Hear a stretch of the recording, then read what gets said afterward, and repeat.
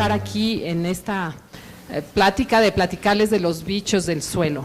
Creo que en estos días han estado hablando del suelo en general y hablaron sobre todo de la parte física y química, y ya vemos que también los suelos en general, cuando los vemos de lejos, que los clasificamos, hay una alta diversidad.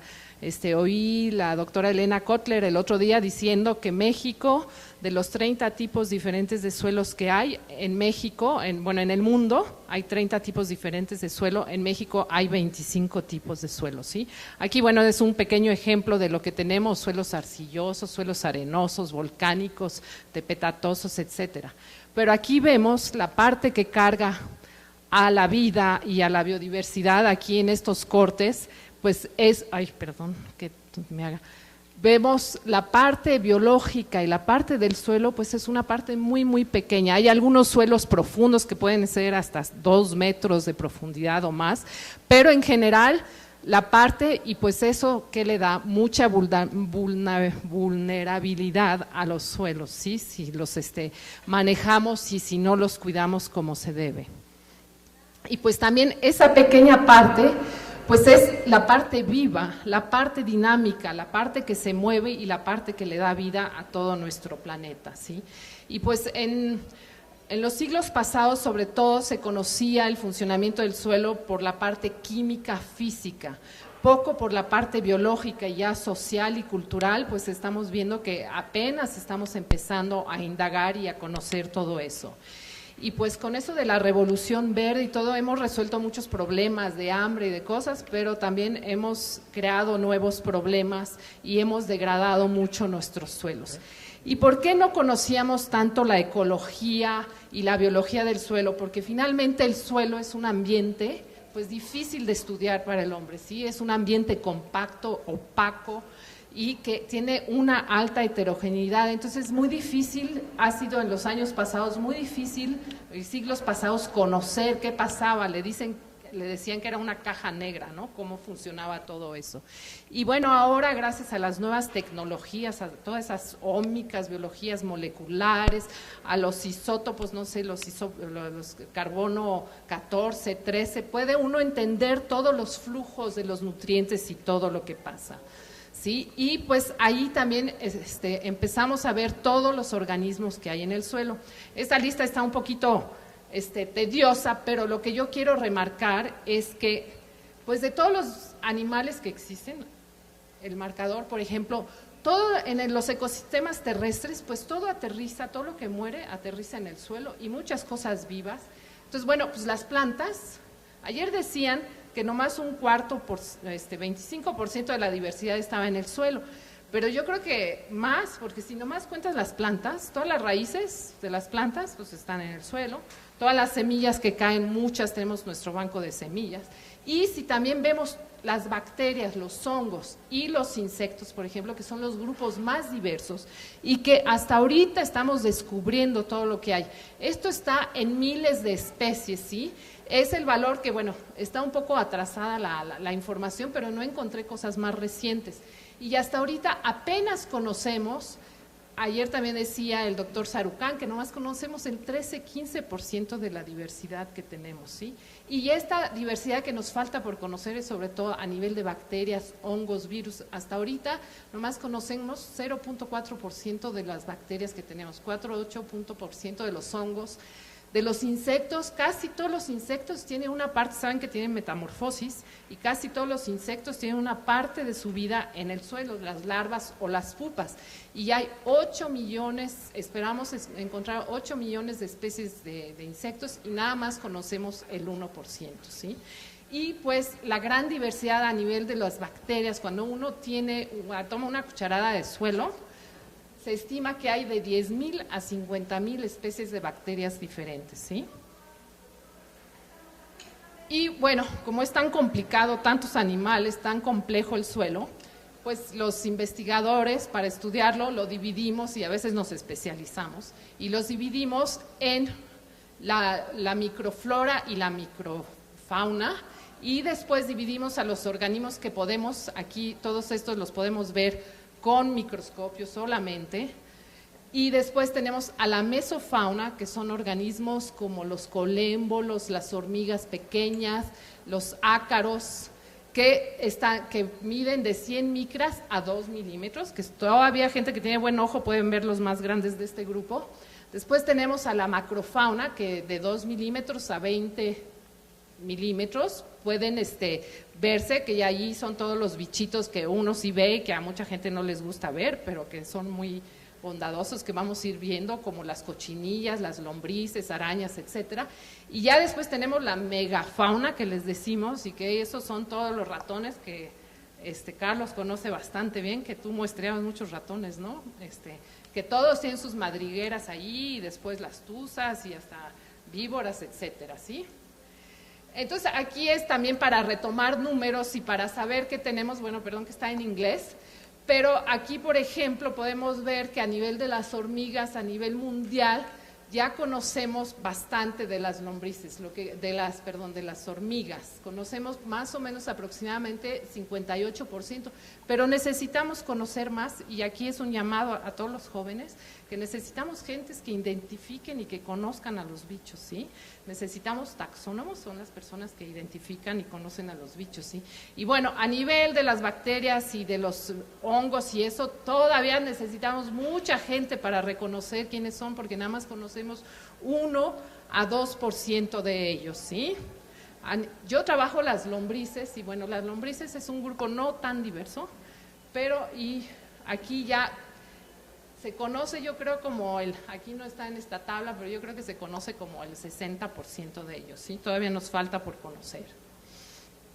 Pues en el suelo hay muchísimos bichos y se encuentran, sobre todo eso es conforme un perfil en el suelo, se encuentra la mayoría entre 0 y 20 centímetros todos esos bichos, ¿sí? Y ya conforme vamos a las profundidades más, hay cada vez menos. Las hormigas, hay algunas hormigas que pueden llegar hasta 2, 3, 4, 5 metros, ¿sí? Pero la gran mayoría se encuentran en las partes altas. Esta gráfica, que está un poquito complicada, es a nivel de un estudio hecho con escarabajos, que los insectos, todos los mayates y esos, que son también un grupo súper, súper diverso, ahora un ratito vamos a ver. Aquí en este estudio, a lo largo de un uso de suelo, un gradiente de uso de suelo, vemos cómo de repente aquí una población se pierde completamente, o sea, hay umbrales en donde si uno sigue sacando, de repente se derrumba todo. Y eso también es lo que nos está pasando, le hemos sacado a los ecosistemas, a agroecosistemas, y de repente vemos que eso se puede derrumbar de repente, no de poco a poquito, ¿sí?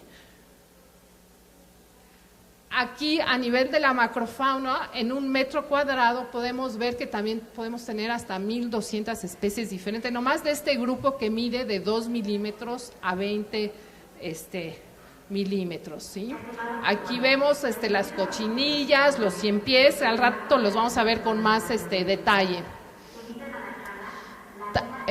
Esta grafiquita me gusta mucho porque muestra cómo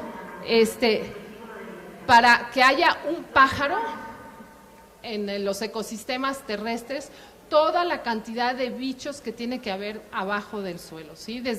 Tenemos que tener miren la cantidad, que ya yo no sé, esos son más, 10,000 millones de bacterias y de hongos que puede haber. Después de los protozoarios, los grupos unicelulares, cuántos también hay, etcétera, nemátodos,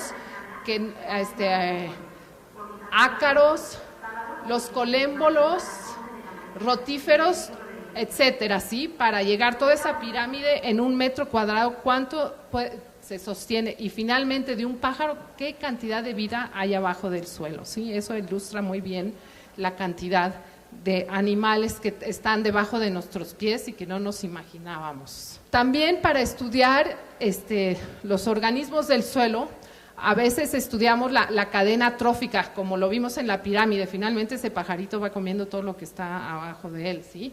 Y aquí vemos en los grupos que viven en el suelo, tenemos los organismos que descomponen la materia orgánica, que les llamamos los saprófitos, ¿sí? O descomponedores, que está más fácil, o algunos que producen, hay algunas algas y eso que producen materia orgánica y y vida en el suelo, y después se van a ir comiendo, ¿sí? Después tenemos los organismos que pueden descomponer la mayoría de toda esa materia orgánica, son sobre todo los hongos y las bacterias, que son los que tienen todo el arsenal de enzimas que pueden descomponer toda la materia orgánica muerta. Y después tenemos los consumidores y los predadores, ¿sí? Y que son cadenas tróficas muy complicadas. Por eso cada organismo en el suelo tiene su lugar y es importante. Aquí, para tener ya ver más de cerca cada bicho que podemos tener, aquí nos bajamos al nivel microbiológico.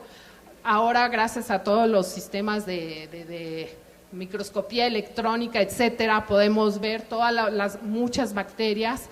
Aquí tenemos las bacterias como bastoncillos o los cocos y todo eso lo que vive en el suelo. Esas bacterias, bueno, algunas, la mayoría las conocemos muchos nosotros porque nos causan enfermedades, pero la gran mayoría de todos estos organismos, al contrario, hacen funcionar el sistema y hacen que todo se descomponga y que se reciclen los nutrientes, ¿sí?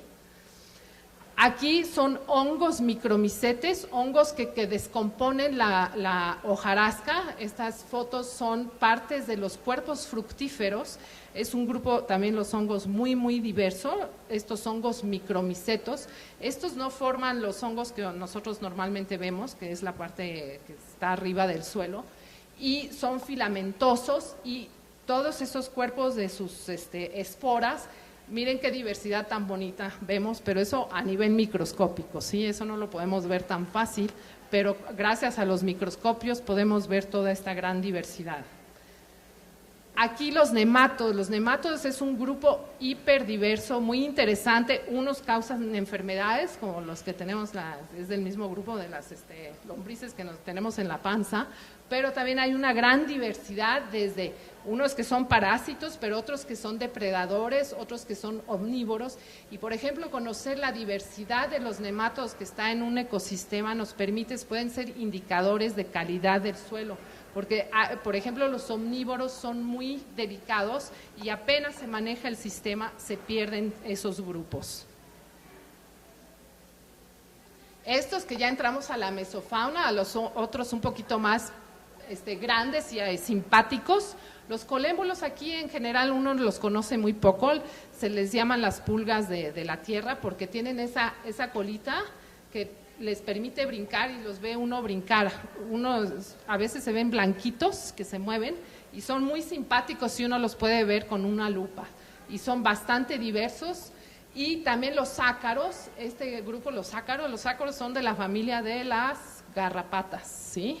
Entonces, bueno, las garrapatas no las queremos mucho, pero hay muchísimos, y estos organismos promueven mucho la descomposición. Estos grupos de la mesofauna son el grupo que permite fraccionar todo lo que está muerto y después permitir a las bacterias y a los hongos de acabar de descomponer y reciclar la materia, ¿sí? Y que son también muy simpáticos, que se ven tan chiquititos, menos de 2 milímetros, los pseudoscorpiones, que también son muy simpáticos. Cuando uno los colecta parece que se quieren agarrar así y son muy lindos, pero yo no he visto tantos, he hecho bastantes muestreos, pero no son tan comunes, o hay que saber buscarlos, ¿sí?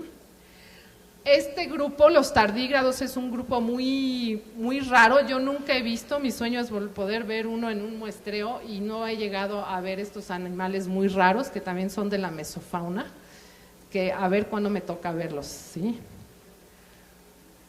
Aquí las hormigas, un grupo hiperdiverso que también tiene, miren toda la diversidad que puede haber de caritas que tienen y de mandíbulas, según lo que comen y lo que hacen, pues se modifican y hacen. Yo no las quiero mucho porque pican y muerden en los muestreos. Cuando uno tiene un nido de hormigas, un poco una pesadilla. Pero bueno, es un grupo muy importante. Además, donde viven, los hormigueros que crean, son sitios muy especiales en el suelo. Y pues los escarabajos, que son uno de los grupos que atraen más a la gente porque pueden ser preciosos, como estos de colores. Como les decía hace rato, aquí está el ciclo de un escarabajo, en donde la gran mayoría, hasta 2-3 años, pueden tener ese ciclo dentro del suelo. Y pues es uno de los grupos más diversos que hay de insectos, y pues muchos de ellos pasan su vida en el suelo. Aquí tienen ejemplos de que los rodacacas, ¿sí han oído de los rodacacas? Que entierran el estiércol y promueven la descomposición de los de todas las bóñigas de los ganados. Y aquí son sus larvas las que están en el suelo y también gran diversidad. Y no todos esos, la gallina ciega famosa, que todo el mundo acusa que todas las larvas de coleópteros pueden ser come raíces, y no es cierto. Por eso es importante conocer qué tenemos para poder controlar qué sucede, ¿sí? Aquí en estos tipos de larvas, bueno, sí come raíces y sí puede causar problemas en los campos, pero hay muchas otras que son benéficas, o cuando desequilibramos el sistema, el cultivo, pues las que eran facultativas, si ya no hay comida y nomás hay pura raíz de, pues no sé, de maíz o algo así, pues le van a entrar. Entonces, eso es un ejemplo de que hay que mantener la biodiversidad en los campos para poder tener un equilibrio sano y que no se causen esos problemas. Esos problemas casi siempre se dan en monocultivos.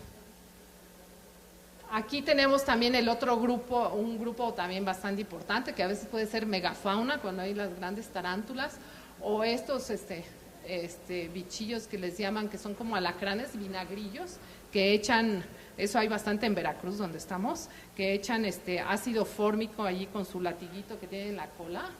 Y bueno, estos son predadores, pero la mayoría de tenemos los 100 pies, casi todos son predadores y sí pueden ser medio venenosos, pero tenemos todos los diplópodos o las cochinillas, que son los que tienen 2 pares de patas, y esos son descomponedores. Ellos comen la hojarasca, la van fraccionando y permiten después que siga la cadena con las bacterias y los hongos para reciclar la materia orgánica, ¿sí?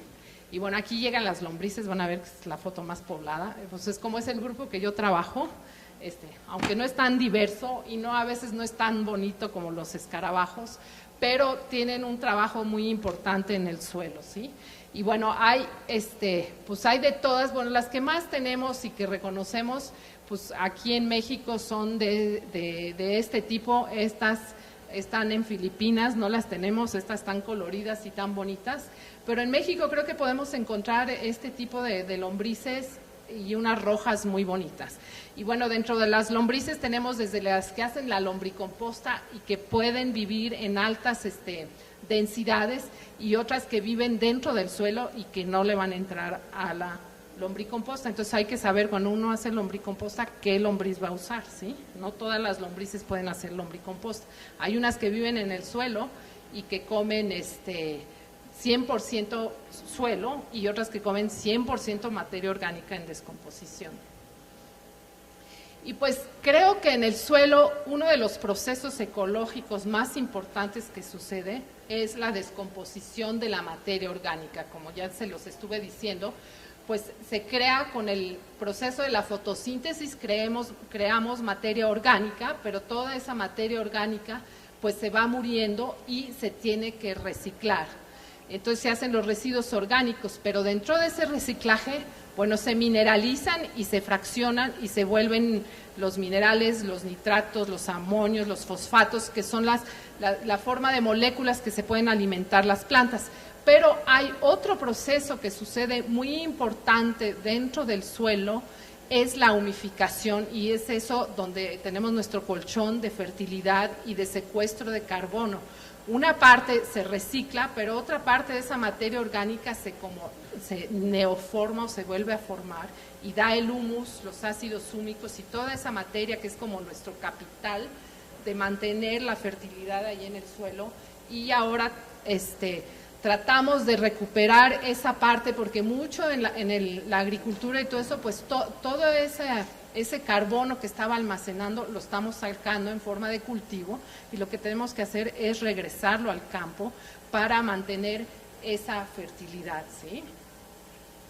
Y pues los organismos grandes como las lombrices, como los escarabajos, ellos al ingerir toda esa materia orgánica permite que se va fraccionando, y después son los hongos, las bacterias, los actinomycetes que permiten que eso se vaya mineralizando o humificando. También todos estos organismos del suelo se les llama a varios grupos, los ingenieros del ecosistema, porque también lo transforman y crean estructuras. Aquí tenemos, por ejemplo, las lombrices, todas las galerías que pueden hacer. Esto es un nido de hormigas en los Tuxtlas. Pueden ver, aquí tienen la escala de una persona, qué grande puede ser un nido de hormigas y cómo pueden transformar el sitio, ¿sí? Aquí no tenemos esto en México, aquí tienen también a la persona, son nidos de termitas.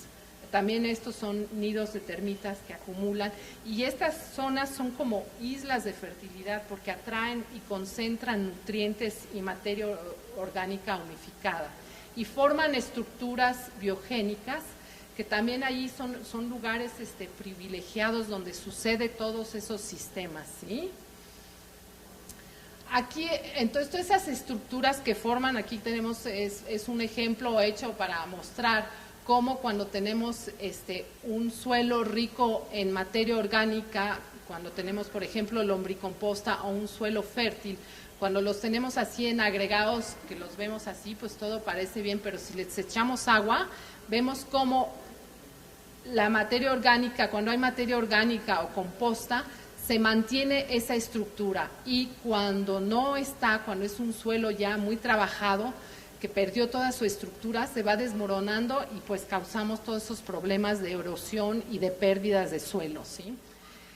Aquí seguimos viendo todas las galerías y actividades y toda esa estructura que da el suelo, pues que permite, que dan estos organismos, pues que permiten aumentar la infiltración del agua, dar porosidad al suelo, oxigenación para que pueda haber intercambio de gases y que puedan vivir los organismos y ser un mejor lugar y que puedan estar allí bien. Entonces, también ese lado, el parte fertilidad, pero también el parte estructura del suelo dan todos esos organismos, ¿sí? Y permiten el drenaje, la incorporación del agua. Y aquí, por ejemplo, un estudio que nosotros hicimos aquí en Veracruz, en unos pastizales, podemos tener una población de 33,000 lombrices por hectárea, y estas lombrices hemos estimado pueden comer 400 toneladas de suelo por hectárea por año, ¿sí? Entonces ese impacto que pueden tener en el sistema es importante y si ya no tenemos esos organismos, si ya a fuerza de poner fertilizantes, plaguicidas, etcétera, pues también se pierde todo ese equilibrio, ¿sí? Entonces, pues el suelo, que ha sido difícil para el hombre conocerlo, pues también para los organismos que viven en él puede ser algo complicado para moverse, para comer, porque también pues si se humifica la materia orgánica se estabiliza, ¿sí? Es como el principio del proceso de hacerse el petróleo finalmente, la humificación, ¿sí? Se estabiliza y puede estar ahí un buen tiempo, entonces también no es tan fácil digerirla. Y moverse, encontrarse hasta la pareja, yo no sé cómo le hacen las lombrices para encontrarse a su media naranja, ¿sí? Entonces en el suelo hay esos lugares privilegiados, como ya más o menos se les he estado platicando. Por ejemplo, las raíces donde están, es un lugar importante, las hormigas, les mostré hace rato, o las termitas en África o en Australia. La zona donde viven las lombrices o donde está la hojarasca, porque allí hay alimento, allí se está dando los ciclajes de nutrientes.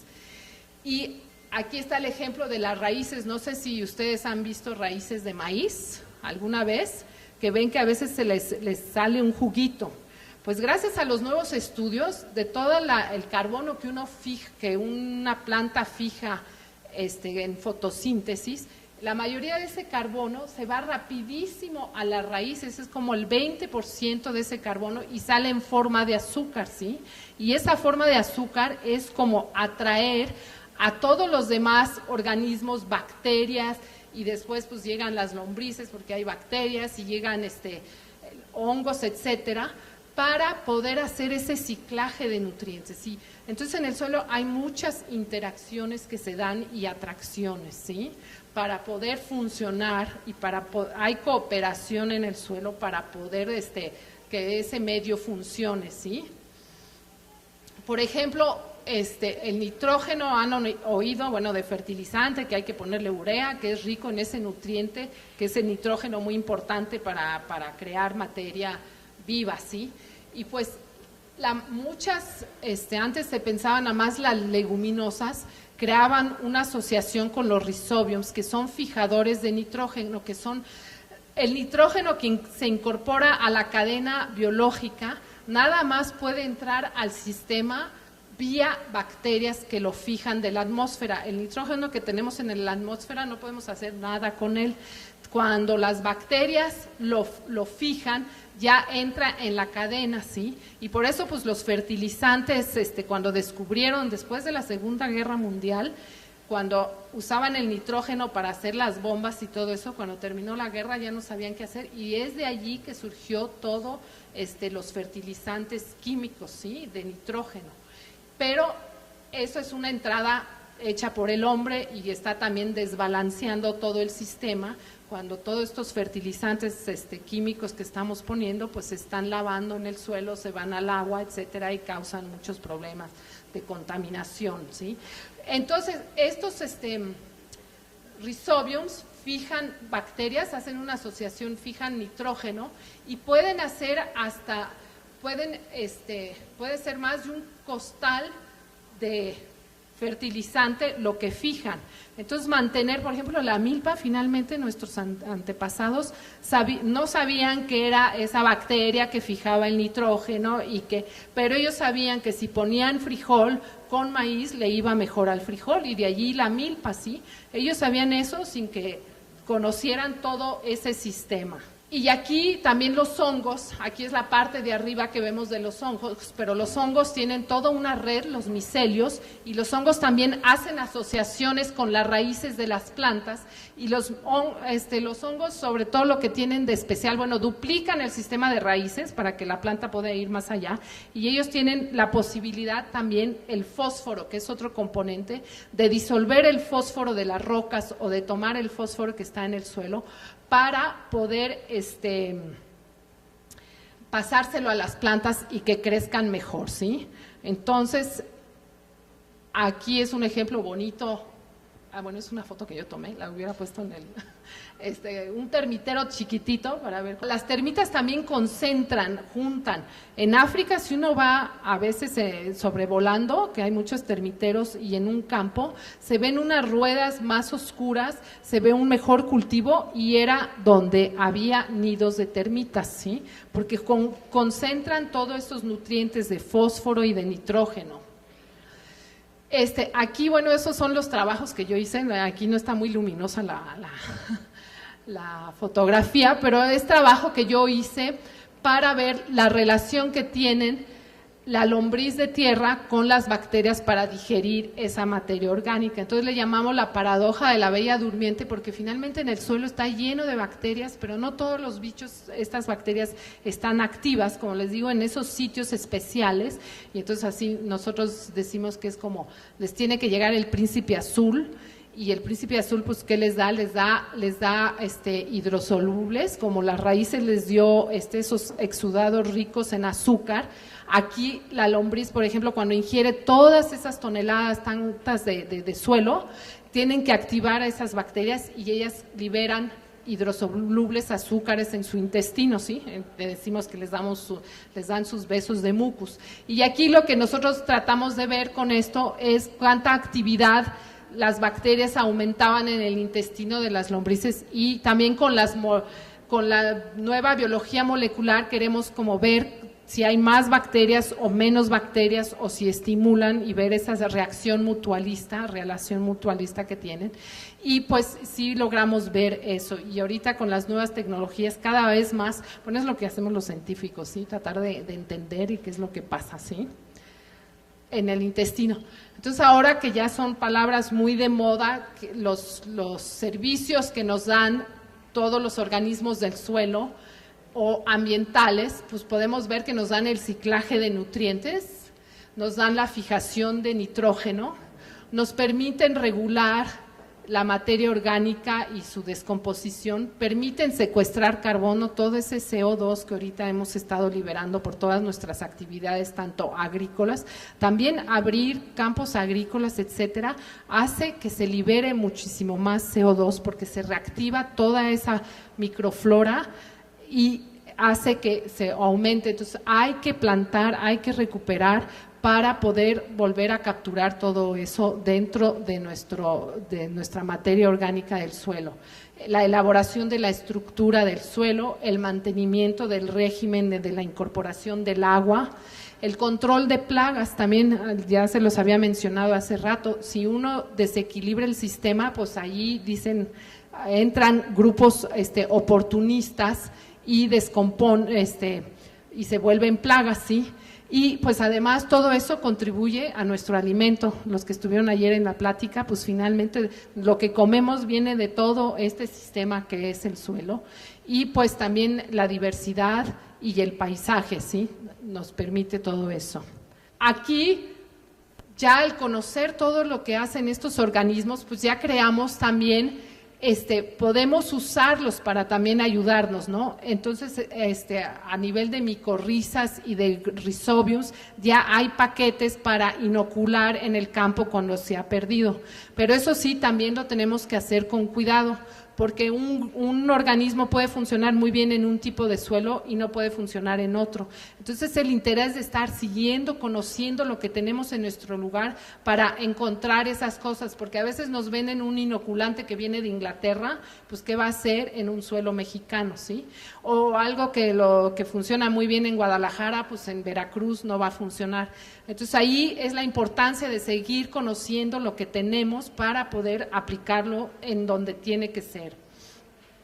El lombricompostaje ya es un hecho en muchos lugares, desde su casa, y por ejemplo nosotros en la región de Veracruz, todo lo que es, por ejemplo, la producción industrial de café, el café, casi toda la producción agrícola, una gran parte son desechos, o sea, tanto del maíz, ¿qué proporción comemos del maíz? Y usamos. Todo lo demás, bueno, a veces sí lo usa el burro, etcétera, etcétera, bueno, lo puede comer todos los demás, pero a veces se quema y no, hay que reciclarlo y volverlo a regresar al suelo.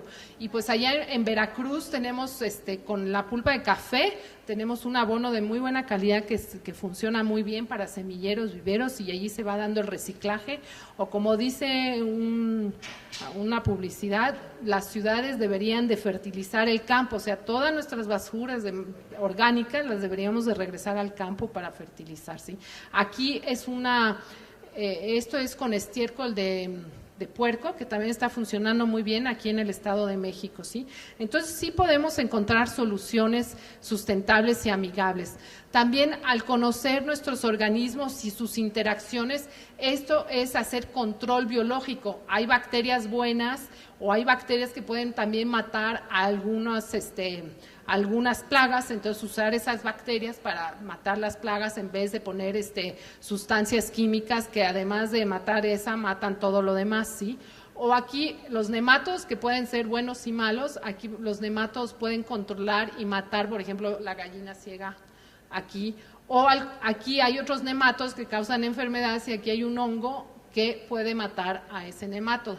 La importancia de seguir investigando y conociendo para saber qué hacer de maneras con prácticas más biológicas. O también ahorita con todo, cuando hacemos carreteras y rompemos lugares y que se hacen deslaves, se está usando la bioingeniería, ¿no? Tratar de usar plantas que tengan raíces para retener, ¿sí? Porque hacen toda esa estructura con todos esos exudados que sacan, como son también las azúcares, pueden ser como cementos, ¿sí? Y pues otra cosa que nos interesa mucho es mucho de nuestras medicinas antibióticos vienen de todos esos microorganismos que están en el suelo. Y antes las técnicas mucho para estudiar los organismos es aislarlos y hacer cajas Petri, ¿no? Como cuando nos hacen nuestros copros o esas cosas, así lo hacen igual. Y con estas técnicas se dieron cuenta que nomás pueden crecer 1% de esos organismos. Y ahora están creando unos nuevos sistemas con el suelo para poder hacer crecer esos organismos que nos puedan dar nuestros antibióticos. Y Miren, aquí es la escala del tiempo, desde el siglo pasado, cómo fueron descubriendo los antibióticos que nos han salvado tanto, pero nos hemos dado cuenta que las bacterias están haciendo resistentes y que ya no nos pueden. Y desde los 90 no habían descubierto porque no sabían cómo aislar esos los nuevos cuerpos. Y parece que últimamente, en estos últimos años, al usar el suelo como el sustrato como tal, pueden sacar las nuevas bacterias que nos podrán tal vez salvar de varias enfermedades. Bueno, tuvimos un proyecto muy grande y trabajamos en los Tuxtlas, y el objetivo allí en la reserva de los Tuxtlas era conocer los bichos del suelo. Entonces, allí varios grupos que ya les he platicado, los hemos trabajado, los investigamos, y entonces, ¿cómo hacer para conocer qué bichos? Entonces, allí, según el uso del suelo, desde la selva hasta el maíz estuvimos haciendo muestreos, y según los grupos de suelo, pues hacíamos un tipo de muestreo diferente. Aquí teníamos, pues para todos los microorganismos, con tal de agarrar paladas de suelo, allí después en el laboratorio aislamos y hacemos técnicas y podemos ver bacterias, hongos, etcétera. O si no, para organismos de la hojarasca hacemos estas bolsas especiales y se seca la muestra y van cayendo los bichitos en unos recipientes, y ya después bajo microscopio los vamos identificando. O también los que caminan en el suelo les hacemos unas trampas Pitfall y allí recolectamos los bichos. Sí, es para animarlos a ser biólogos y ir a buscar bichos. El grupo que más trabajo, bueno, son muchas horas en el campo, pero allí desmoronamos unos bloques de tierra y ahí vamos colectando todos los bichos que hay. O también hormigas y bichos chiquitos, también se hacen esos embudos con luz, pues por el calor ellos migran para abajo y también los colectamos. Bueno, tristemente los guardamos a veces para identificar en alcohol y cosas para saber qué, pero no se puede hacer de otra manera, ¿sí? Y después, pues también hicimos aquí los muestreos, las campañas de muestreos entre todos. Creo que Silke Kram estaba por ahí. Ahí la ves. Ajá. Y pues también aunado con eso, pues tomamos todas las características físico-químicas del suelo para hacer relaciones y entender qué tenemos, ¿sí? Y pues aquí los resultados que tuvimos parece que el número de nematodos, por ejemplo, que identificamos nada más a nivel de género, es un número extraordinario que todavía en México no habían visto de tantas especies que había. A nivel de coleópteros también encontramos una gran cantidad. De los fijadores de nitrógeno encontraron nuevas cosas que no habían encontrado antes, ¿sí? Entonces, se necesita todavía hacer inventarios para saber qué tenemos. A nivel de las micorrizas también, el número de géneros diferentes que encontramos era superior a todo lo que ya había en México, ¿sí? Entonces casi duplicamos en ciertas cosas lo que se conocía. Bueno, eso era la oportunidad que hubo un financiamiento, dinero, porque pues sí, siempre se necesita dinero para hacer esos. Y pues aquí el resultado que tuvimos es que siempre a nivel de selva tenemos más organismos y ya a nivel de maíz tenemos mucho menos organismos, ¿sí? Entonces, pues vemos que al modificar nuestro medio, pues perdemos especies. Pero también la riqueza que logramos ver ya haciendo análisis de las diversidades gamma, beta y etcétera, bueno, que tal vez para ustedes es en chino, pero lo que vemos que también cuando tenemos un mosaico diferente de paisaje, hay una gran diversidad, y eso se demostró. Tuvimos una gran diversidad al ver, cuando juntábamos los 4 sitios teníamos una mayor diversidad que un solo sitio, ¿sí? Y pues también de allí sacamos indicadores de calidad de suelo con todos esos datos que tuvimos, y también tuvimos resultados que vimos que el lugar que tenía más más vegetación tenía una mejor calidad. Entonces, pues claro que al usar el medio siempre lo degradamos. Y pues aquí, si comparamos también los usos de suelo, estos indicadores que va del 1 al 0, el que es 1 es el mejor, y pues vimos que la selva siempre tenía mejor calidad en indicadores físicos, químicos, de materia orgánica o de bichos y general, ¿sí? Entre el maíz y la selva, pues sí hay algo de diferencia. Pues ya para terminar y regresar a Conavio, en Conavio dimos toda esa base de datos, está en el SNIB, y también hicimos un pequeño articulito en Biodiversitas, y en estos mapas vemos dónde están los organismos del suelo representados. Aquí lo que se ve más claro es a nivel de los escarabajos, y pues vemos que bueno, ya hay bastantes cosas, pero todavía falta, y a nivel de otros grupos casi no hay nada. Entonces necesitamos personas para encontrar lo que hay, entonces necesitamos muchos jóvenes que le entren a esto. Bueno, pues creo que lo voy a dejar acá porque ya me pasé. Ajá, ya después iba a hablar de otras cosas.